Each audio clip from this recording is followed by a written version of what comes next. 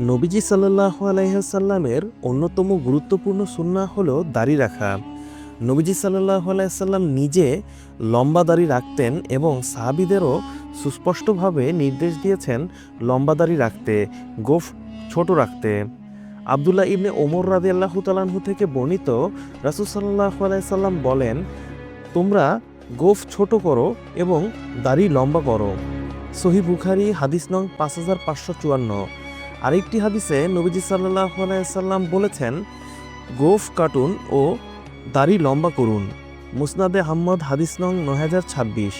এই হাদিসগুলোর আলোকে ইসলামী আইন বিশারদগণ দাড়ি রাখাকে ওয়াজিব বলে অভিহিত করেছেন।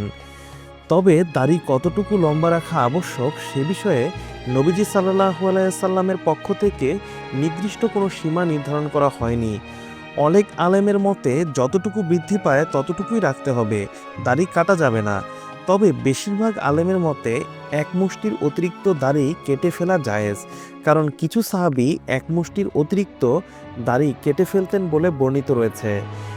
নাফে রহমতুল্লাহি আলাইহি বলেন, আব্দুল্লাহ ইবনে ওমর রাদিয়াল্লাহু তাআলা আনহু যখন হজ ও ওমরা করতেন তখন তিনি তার দাড়ি এক মুষ্টি পরিমাণ ধরতেন এবং মুষ্টির বাইরে যা থাকতো তা কেটে ফেলতেন।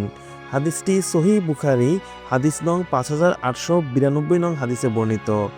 ওপরে দুটি হাদিসের সাথে সাহাবীদের এ আমল সমন্বয় করলে বোঝা যায় যে অন্তত এক মুষ্টি পরিমাণ দাড়ি রাখা আবশ্যক। তবে এক মুষ্টির অতিরিক্ত অংশ কেটে ফেলা জায়েজ। কেউ চাইলে তা রেখে দিতে পারেন, আবার চাইলে কেটেও ফেলতে পারেন।